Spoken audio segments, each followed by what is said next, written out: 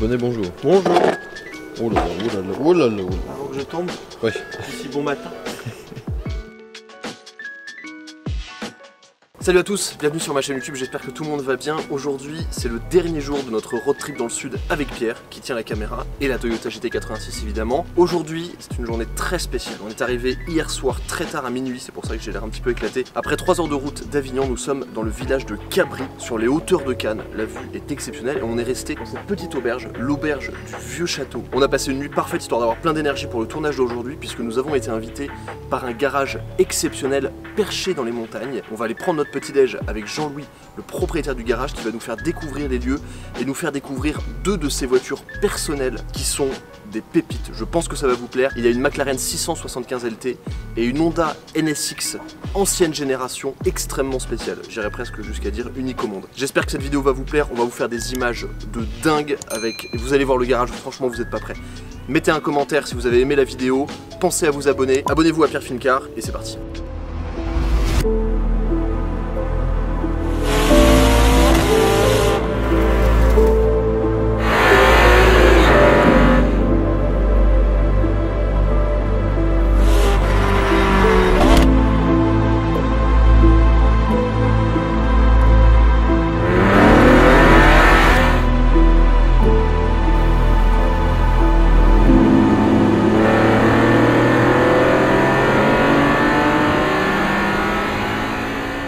Ok bon, Jean-Louis, Jimmy, merci de m'accueillir au garage du Panorama. Je vous cache pas que j'ai eu une petite crise de nerfs quand j'ai passé la porte et que j'ai vu la Quattro, le Range, les Porsche, tout, la maison, le cadre, c'est exceptionnel. Jean-Louis, ici on est chez toi.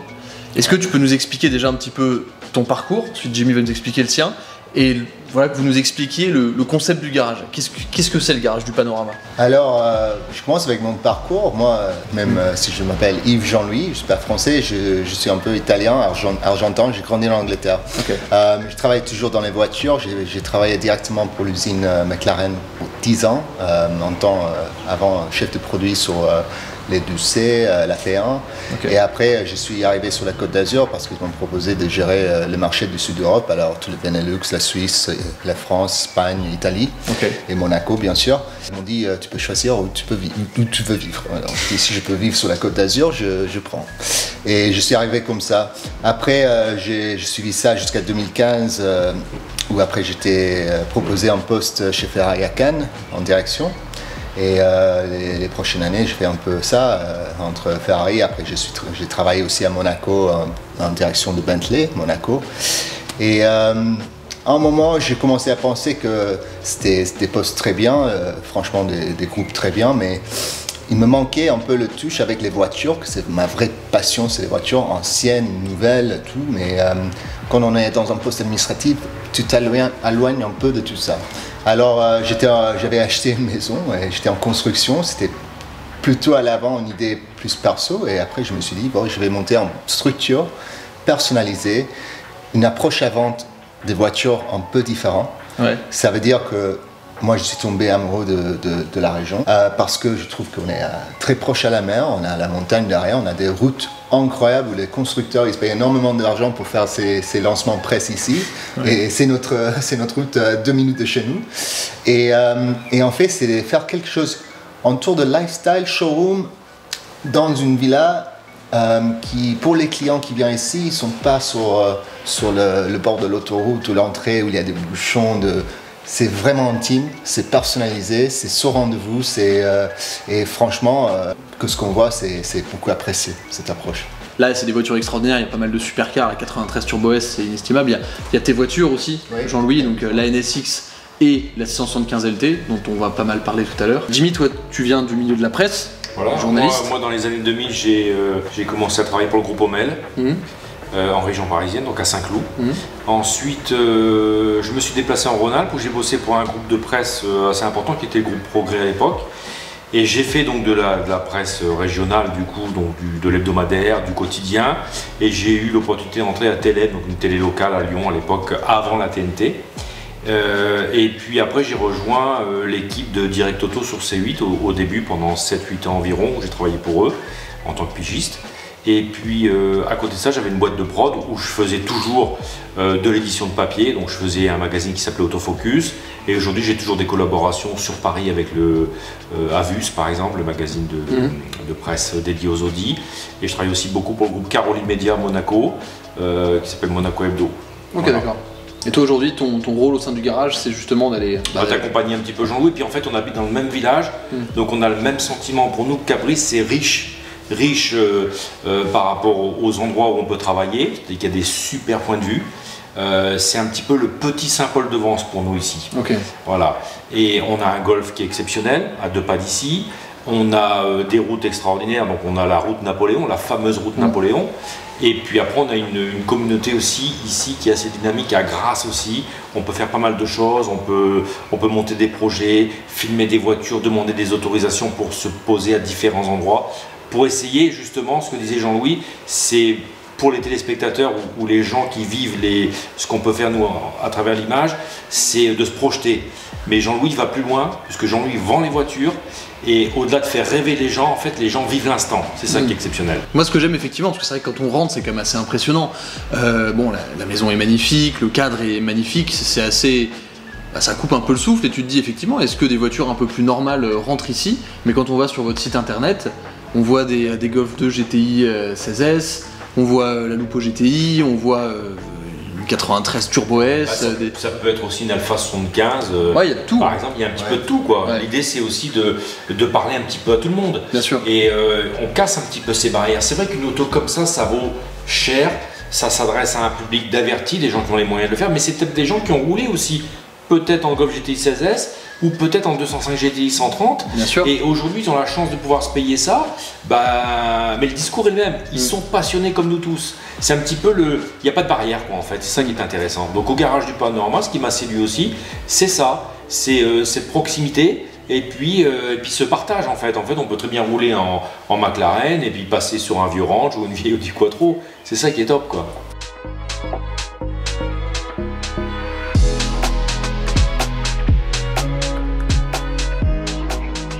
Pourquoi est-ce que tu as ces deux voitures en fait? C'est quoi le lien? C'est forcément un lien. Pas mes seules deux voitures. Moi, j'ai la maladie de garder toutes les voitures que j'achète. Et malheureusement, ils ne sont pas tous ici. Ils sont un peu en Angleterre, un peu en Italie.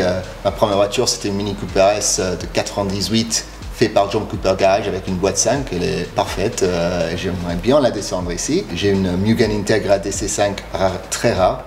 C'était ma voiture pour tous les jours. Malheureusement, on va l'amener ici un jour parce que ça, c'est magnifique. Moi, j'ai une attraction à des voitures un peu particulières. Et moi, j'ai travaillé chez McLaren en poste de chef de produit. Au même temps, moi, j'ai acheté ma NSX en 2011. Il y avait une raison, parce qu'en fait, quand on a fait la 12C, c'était vraiment proche à ce que Honda ils ont essayé de faire avec la NSX en 91. Ça veut dire qu'ils ont pris le marché là, qui pour eux c'était Ferrari, il y avait Porsche, pas beaucoup plus. Ils ont dit on va entrer dans ce marché mais on va faire quelque chose de différent. Ça veut dire qu'on va faire une voiture qui a des objectifs différents. C'est très confortable, très utilisable. Quand on roule fort, elle marche très bien. Mais elle est plus arrondie, elle est fiable que ce qu'il y avait à l'époque proposé par Ferrari. Plus de ça, le lien vers McLaren, c'est que Gordon Murray, quand il a fait la F1, il avait essayé la EB110, les F40, toutes les voitures à l'époque, les Ferrari d'époque, les Porsche, les Lamborghini. Et franchement, si tu l'écoutes ou tu lis ce qu'il disait, il n'était pas emballé. Et en fait, il a acheté une NSX. Il a dit qu'on a eu la NSX, c'est bon, on a tout oublié le reste des voitures pour notre développement, nos objectifs. Il a utilisé la NSX un peu comme une point de départ pour faire la F1. Ça veut dire que les points de visibilité, le détente de la boîte, la sensation de la boîte, beaucoup de choses de la taille de la voiture, elle est très petite. Et à l'époque, il voulait un moteur Honda dans la F1. Je ne sais pas si vous êtes au courant. Parce qu'il travaillait avec Honda, il avait de très bonnes relations avec Honda, aussi les liens de Senna, bien sûr. Mais il les a demandé de faire un moteur 10 cylindres ou 12 cylindres. Malheureusement, ce n'est pas allé au bout. Alors, c'est là où ils étaient proposés la moteur de Roche de la M8, qui est jamais allé au bout. Et ils ont fait le moteur de la F1, c'était le moteur BM. Alors il était plus grand, un peu plus lourd, mais avec la puissance énorme de plus de 600 chevaux. Lui, il avait des objectifs autour de 450, 500. Il a dit pourquoi pas. Mais la F1, il a un gros lien avec la NSX. Moi je dis c'est un peu mini F1, il n'y a pas tout, mais il y a vraiment, tu vas voir, j'espère, quand tu conduis, c'est une expérience unique, la NSX. J'ai hâte de voir, je vous cache pas. Quand on fait la WC, qu'après la LT elle est très proche à la WC, on a eu les mêmes objectifs. Ça veut dire, le marché c'était à l'époque 430 Ferrari, Lamborghini Gallardo, il y avait la R8 qui arrivait, les Porsche, on regardait les turbos, mais nous on voulait faire quelque chose, on commençait des cartes blanches. Alors châssis neuf, carbone, NSX, châssis neuf alu, premier châssis en alu. Moteur tout neuf sur la McLaren, turbo avec puissance et couple. La NSX, pas pareil, c'est Atmo, mais c'est un moteur qu'avec le VTEC, tu as des tours énormes. Tu vois, il y a la coupe, c'est magnifique le moteur de la NSX, une voiture de série avec les bielles en titane, 91. Alors, je voyais qu'il y a un gros lien entre la philosophie derrière les deux voitures et qu'en plus ça veut dire que souvent quand tu as une philosophie comme ça, commercialement c'est un peu plus dur à vendre. Mais ça m'attire. La chose plus importante de cette voiture, c'est une 2004. Alors c'est la phase 2 qu'on voit très vite pour le feu avant. Et en fait, c'est une voiture qui est sortie en 2002, produite jusqu'à 2005. C'était les dernières voitures. C'est une 3 litres 2 à la place d'une 3 litres avec la boîte 6. Et c'est très rare. Alors celle-ci, c'est une anglaise, conduite à droite, que j'avais trouvée en coupé boîte méca, parce qu'il y avait aussi Targa, boîte auto. Et ils ont fait, je crois, un tour de 50-60 pour l'Angleterre, et il n'y a que 30 qui étaient faits pour le marché européen, conduite à gauche Honda. D'accord. Ça veut dire aujourd'hui on trouve des Acura des États-Unis, il y avait plein qui sont importés, mais des vrais Honda phase 2 qui s'appelle la NA2, il y a très très peu. Et c'est vraiment une évolution incroyable sur la première génération. Ok, j'ai hâte de voir ça tout à l'heure. Après, sur celle-ci, en fait, c'est une voiture un peu projet que j'ai depuis plus de 10 ans. Mais à la base, c'était une voiture grise et normale. Moi, je l'ai modifiée parce qu'en fait, à l'époque, je travaillais pour McLaren, j'avais accès à des choses, mais aussi, elle n'était pas en état parfait quand je l'ai achetée, même elle était très faible en kilométrage. Alors moi, qu'est-ce que j'ai fait? J'ai fait une clone d'une NSX R. Alors, la R, la vraie R, aujourd'hui, si on veut acheter une, ça va être autour de 400 000 € avant des frais d'import et des douanes. Alors, donc c'est compliqué. Oui, c'est compliqué. Ils ont fait 150 pièces. Il y a la phase 1R qu'on a aussi en Angleterre, qui est très bien. Ils ont fait plus de 480, mais c'est pas tout à fait bien comme ça à mon avis. Alors là, c'est une clone R. Alors il n'y avait pas de très différence entre la vraie R et la phase 2 normale. Là, on a un capot en carbone. Dessus, c'est en carbone. Le moteur, il était le même. Et en fait, c'était allégé, il y avait des sièges recaro. Moi, à la place, tout l'intérieur était refait par McLaren avec les cuirs McLaren et j'ai 2 sièges de McLaren. C'est pour ça qu'on a quand même 2 sièges et un volant de McLaren. C'est ça, oui, c'est ça. C'est un volant de 12C, non? C'est un volant de 12C et en fait, quand on va faire la différence, tu sors d'une voiture à l'autre, tu vas voir qu'en fait, comme on a parlé du concept des voitures, que c'est très similaire. En fait, la position de conduite, la visibilité. Quand on met le même volant et le même siège, plus ou moins, parce que c'est un siège P1, ça c'est LT, c'est légèrement différent, mais c'est vraiment similaire. Tu verras qu'en fait, l'esprit, il est très similaire. Il y a 20 ans d'écart de la conception, mais l'esprit, il est très similaire. De base, elle sortait avec un tour de 280 chevaux, mais tout le monde sait que c'était un peu baissé au niveau chiffre parce qu'il y avait cette gentleman's agreement entre les Japonais que tout n'était pas plus de 280. Je crois de base, elle a plus de 300 parce que c'est une 3 litres 2 Honda VTEC, que normalement ils arrivent facilement à 100 chevaux par litre. Celle-ci, elle a des modifs un peu prise d'air, toutes les lignes d'échappement, que c'est tout en inox, alors elle respire beaucoup mieux. Mais, on va voir ça tout à l'heure. Oui, c'est ça. Mais, et en châssis, après, il y a des choses qui ont été faites? Non, sur le châssis, pour l'instant, seulement les ressorts sont baissés avec des ressorts japonais, mais en fait, la prochaine étape sur le projet, c'est un peu de finir un peu l'intérieur, mais aussi frein, châssis. Je crois que c'est pour vraiment faire une belle voiture, parce qu'à la fin, l'émotion de rouler avec ces voitures, elle est unique. Moi, je dis toujours, c'est entre... Il y a un côté 997 GT3, parce que c'est assez brut, mais tu es dans un moteur central, une visibilité énorme. Il n'y a pas vraiment quelque chose qui se rapproche. Parle-nous de ta 675 LT, parce qu'elle a quand même une configuration très spéciale. Je pense que ça aura échappé à personne que l'avant n'est pas comme toutes les autres McLaren 175 LT. On voit pas de carbone, il n'y a pas de détail noir. Que se passe-t-il? Explique-nous. Alors, déjà, c'est une voiture que J'ai pris commande jusqu'avant de quitter McLaren en 2015. La raison, c'était parce que franchement, je trouve que c'était l'évolution incroyable de projet que j'étais vraiment à la base comme chef de produit sur la WC. Ouais. Et en fait, l'ingénieur principal sur la voiture qui logeait chez moi à l'époque en Angleterre, il m'a appelé, il m'a dit on a fini, la voiture, elle est plus drôle qu'une P1. C'est une voiture de fou. En plus, en interne, on avait décidé qu'il n'y aurait que 500 coupés. Ouais. Après, malheureusement, c'est changé. Mais ça, c'est en fait, c'est la numéro 495 sur les 500. Alors, sur le châssis, il y a le 675, 495. Alors, c'est une des vraies 500. Ouais. Quand j'ai configuré la voiture, moi, quand je fais des configurations, j'essaie de faire quelque chose que dans le temps, il va la remarquer comme voiture un peu différente. D'accord. Déjà chez McLaren, il se fait beaucoup de voitures différentes parce qu'avec le département MSO, Ouais, mais si tu vois les LT, souvent ils sont noirs, grises, blancs. Là, je voulais faire quelque chose de différent. L'idée d'enlever le carbone, pour moi, c'était quelque chose que, personnellement, je trouve qu'il y a un peu une façon de mettre trop de carbone partout. Ouais, surtout pour le constructeur, c'est où on marge le plus. Mais franchement, j'ai trouvé... C'est les options les plus chères. Désolé. Mais de l'autre côté, je trouvais que sur la LT, elle levait le nez visuel de la voiture, elle était remontée, elle faisait moins agressive. Okay. Alors je voulais faire quelque chose qui était différent. Alors en fait, on a pendu le carbone, le pare-choc avant, les côtés. J'ai seulement laissé un gros espace noir vide à l'arrière, qui fait un peu une extraction. En fait, j'étais un peu inspiré par la voiture Can-Am qui fait des grosses extractions à l'arrière. Mais après, les bandes bleues, je l'ai fait parce qu'il y avait une chose que j'étais un peu déçu avec la LTEC, qu'il n'y avait pas de forme sur le capot. C'est le même capot qu'avant. Il n'y avait pas quelque chose comme sur une spéciale, une prise ou quelque chose. Alors j'ai fait les bandes pour casser un peu tout le blanc. Parce que sinon, c'est vrai qu'il y a beaucoup de blanc. Ouais, c'est vrai. Sinon, les jantes sont bronze en couleur de Porsche GT3 RS. C'était tout fait par MSO. Les bandes sont peintes à la main, elles ne sont pas des elles sont peintes, j'avais même pas fait attention, elles sont peintes. Et sinon, à l'intérieur, il y a aussi quelques détails. La couleur de cuir, il est unique aussi. Et bien sûr, j'ai pas pris le prise d'air sur le toit. Parce que je ne veux pas éviter de prendre l'arceau en titane, que je trouve que c'est une option très très belle, unique. Super. Et bien sûr, en regardant la côte de la voiture éventuellement, on sait que c'est quelque chose qui est assez rare. Et moi, le petit détail que j'aime bien, c'est les petits switches. Comment ça s'appelle déjà? De l'Active Dynamic Panel. C'est ça. C'est bon, j'ai bien révisé. Bravo. Qui sont de la même couleur que les bandes. Ils continuent sur le bande, on a deux, ils prennent la continuation de la bande extérieure dans l'intérieur.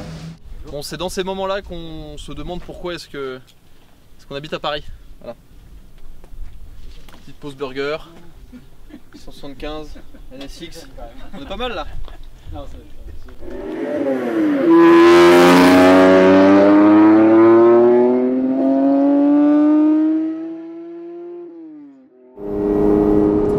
Ok, alors, c'est la première fois que je me retrouve dans une NSX. Vous l'avez vu, celle-ci est assez spéciale. Plutôt que de vous parler de fiches techniques, etc., de chiffres, je vous avoue que je m'en fous un peu. Là, tout ce qui m'intéresse, c'est de savoir les sensations qu'on a au volant de cette bagnole, de profiter de la vue et de rouler un petit peu fort. Alors déjà, première chose, en termes de visibilité, c'est très surprenant comme voiture parce qu'on voit vachement bien autour de nous. On voit bien à l'arrière, le tableau de bord est très bas. J'adore l'intégration de ce volant McLaren sur le tableau de bord, je trouve que ça va trop bien, on dirait presque que c'est d'origine. On est ultra bien calé dans ces baquets qui viennent de chez McLaren aussi, c'est les baquets d'une McLaren P1, c'est quand même assez extraordinaire. Et immédiatement, la chose qui prédomine, alors je baisse un peu parce qu'il fait chaud et la clim fait beaucoup de bruit. De toute façon, vous allez voir, c'est que du plaisir. La première chose qui prédomine, c'est le son. Ça fait un son extraordinaire. La voiture paraît légère, celle-ci est très allégée. Mais la sonorité, la tonalité, il y a une espèce de note qui est la fréquence parfaite qui vous perce les tympans. Ça résonne le long des montagnes.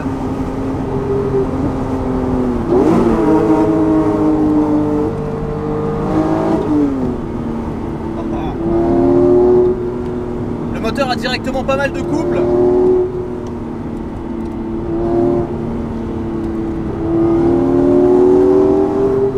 La voiture est très directe. Le châssis, on sent qu'il est vraiment rigide. Alors, pour ceux qui se demandent, oui, effectivement, c'est une conduite à droite, donc je conduis du mauvais côté de la route. Enfin non, du mauvais côté de la voiture. Mais c'est pas intimidant, les commandes sont plutôt faciles à prendre en main.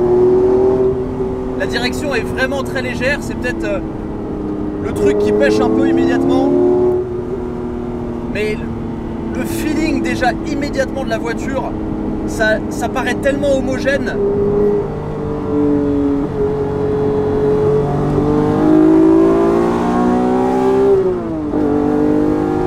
Oh, le son.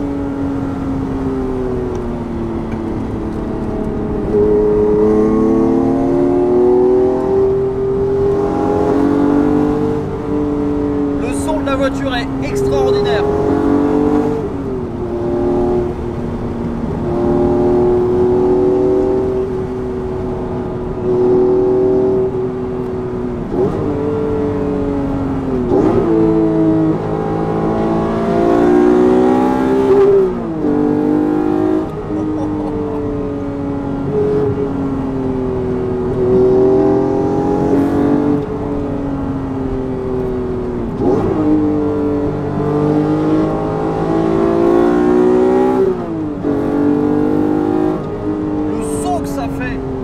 J'ai presque envie de parler que de ça.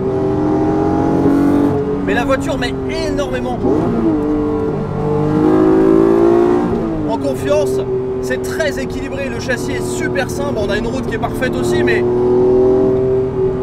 on se sent tellement connecté dans la voiture. On se sent connecté aussi à la chaleur parce que il fait très chaud.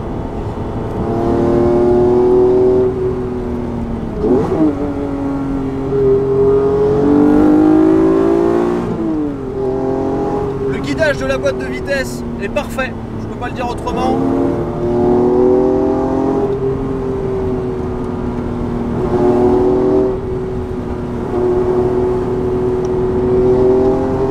C'est 355 cab.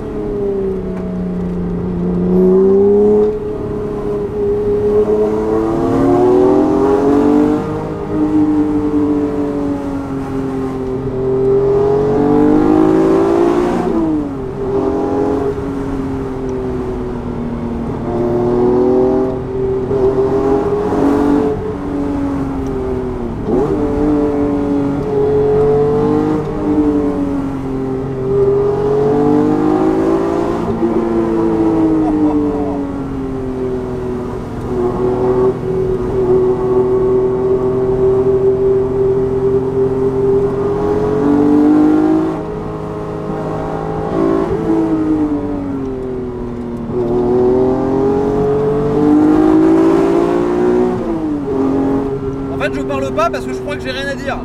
C'est extraordinaire. Tout est tellement homogène. Tout va tellement bien ensemble. Le châssis est hyper équilibré. La voiture donne énormément d'informations sur ce qu'elle fait. Le moteur, on a plus de 300 chevaux dans cette voiture. Il est très coupleux, ça marche pas. Ça marche fort, ça va vite. Ça vous colle pas au siège parce que c'est très progressif. Mais la voiture, elle vous permet vraiment de vous la mener au doigt et à l'œil, quoi. C'est hyper, ça téléphone énormément. Et puis l'ambiance est géniale. Le bruit d'admission derrière est fantastique. Merci madame. Là, le VTEC.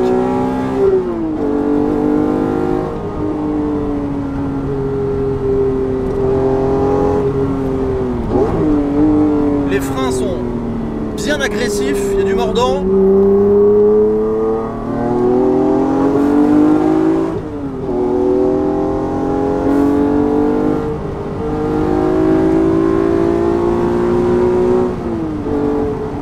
Oh là là, tu l'as vu?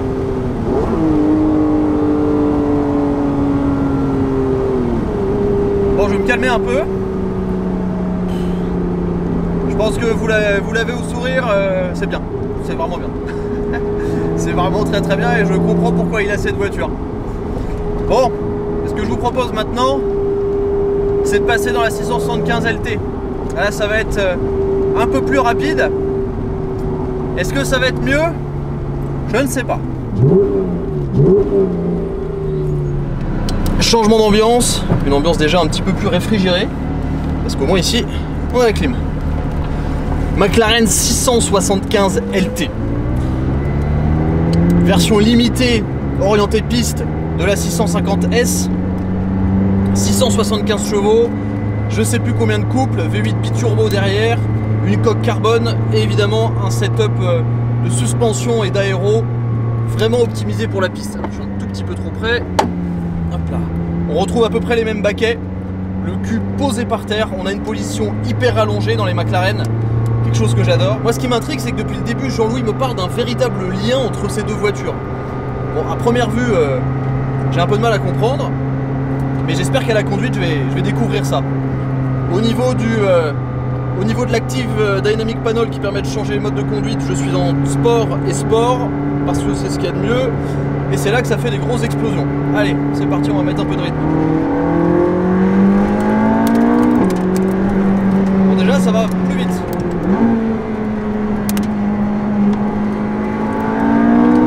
C'est plus direct aussi. La direction, il y a un feeling. J'ai l'impression de lire la route avec les mains. Oh, le train avant. La vache, ça tombe sur place. Oh, ça va plus vite. Hein. Oh, les explosions à l'arrière à 6000.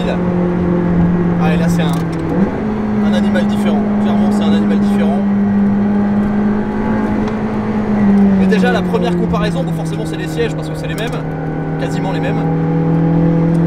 Mais la première comparaison, c'est la confiance qu'on a dans le châssis. Vache, ça marche. Frein carbone céramique sur cette voiture. Oh la vache, le feeling qu'il y a à l'avant. Allez, gaz! Oh, ça marche.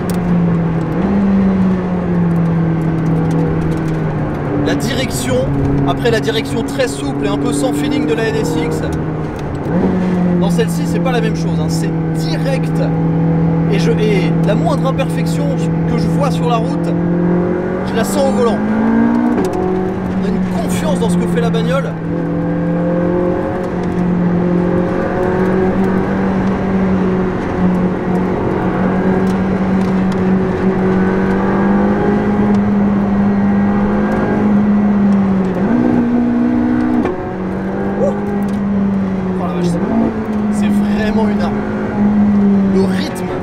Le rythme qu'on peut lui mettre, je suis très loin d'être à la limite. Oh là là là là. Ça va vite, hein. Ça va vraiment vite, mais c'est d'une précision. C'est ça vraiment qui est bluffant, c'est que pour diriger la voiture, c'est des millimètres de correction. Alors qu'avec la NSX, c'est plutôt des grands mouvements. Là, la voiture, c'est un véritable scalpel. La puissance est...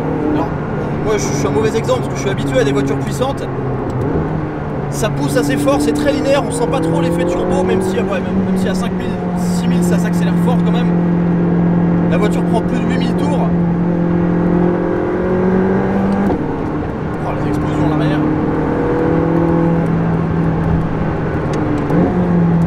Les freins, même si je les exploite à 1%, on est ultra puissant. Oh la vache, le couple du moteur.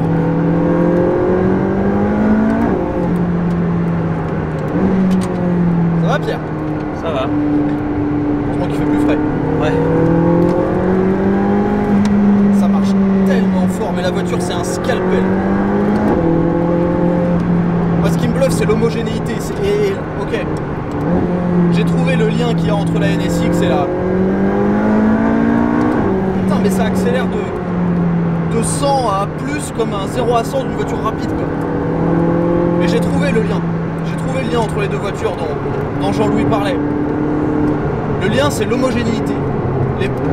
La NSX a un châssis qui est parfaitement en adéquation avec son moteur, avec sa boîte, avec ses trains roulants. La LT c'est pareil. À un niveau de puissance bien différent évidemment.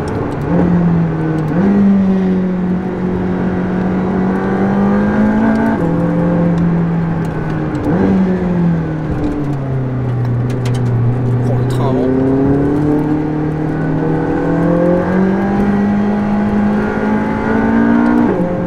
Ce qui est fort c'est que la NSX me suit derrière.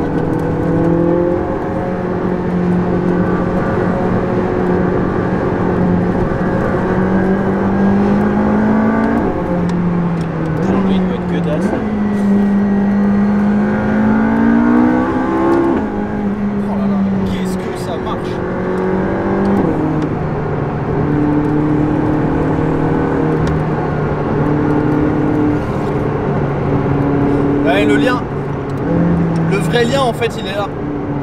C'est l'homogénéité des voitures, je vais baisser un peu le rythme. C'est l'homogénéité des voitures. La LT, elle a, on dirait, une espèce d'harmonie parfaite entre le châssis, la direction, la puissance, le moteur, la boîte, tout est parfait, il n'en faut pas plus, il n'en faut pas moins. C'est une arme de précision, c'est télépathique, vous regardez un endroit, la voiture elle y va plus vite que votre cerveau y pense. Forcément il y a moins de choses à faire manuellement que dans la NSX, qui est une boîte manuelle évidemment, mais il y a une bonne recalibration du cerveau à avoir quand même, parce que ça va vraiment très très vite. Ça va vraiment très très très vite. Mais si vous aimez les voitures un peu d'ingénieur, mais c'est du porno quoi. C'est hors norme. Et ce qu'expliquait Jean-Louis aussi, c'est que finalement ces voitures elles ont eu des conceptions assez similaires en termes de volonté de direction, de châssis, etc. C'est vraiment des voitures d'ingénieurs. C'est pas comme des Ferrari qui sont beaucoup plus émotionnelles. Là on est vraiment sur la précision, sur la performance, sur le feeling parfait. C'est ça en fait qui définit ces voitures, c'est le feeling parfait. Tout en restant assez utilisable, parce que j'ai une excellente visibilité, exactement comme dans la NSX avec un tableau de bord qui est très bas.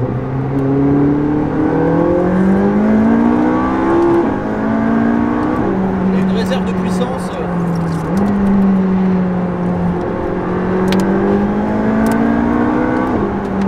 Voilà. Alors, la différence c'est qu'avec celle-ci on va vite.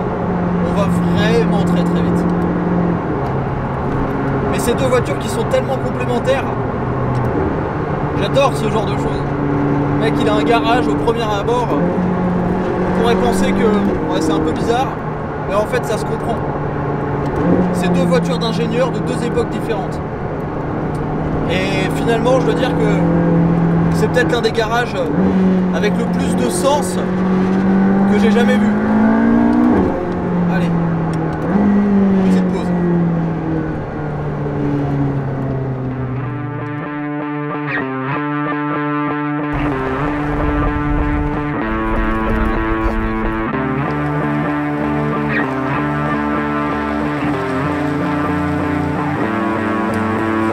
Un Range Rover classique, deux Range Rover classiques, on a fait 15 minutes de off-road pour se retrouver en haut d'une montagne, absolument magnifique, et on va continuer à monter pour aller se prendre une petite bière tout là-haut.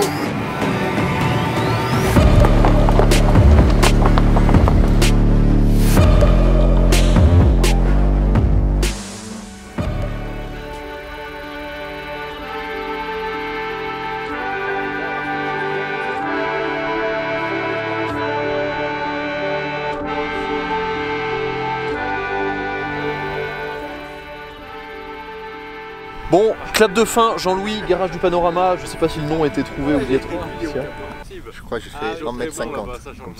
Ah oui, bah ça c'est le problème, mais c'est le problème avec moi si tu veux. C'est bon, là ça marche. Fin de journée, chin, on a failli les péter. Un grand merci pour ton accueil, je crois que le mot garage du Panorama du coup il porte bien son nom. On le voit tout en bas, tout petit ici. C'est ça.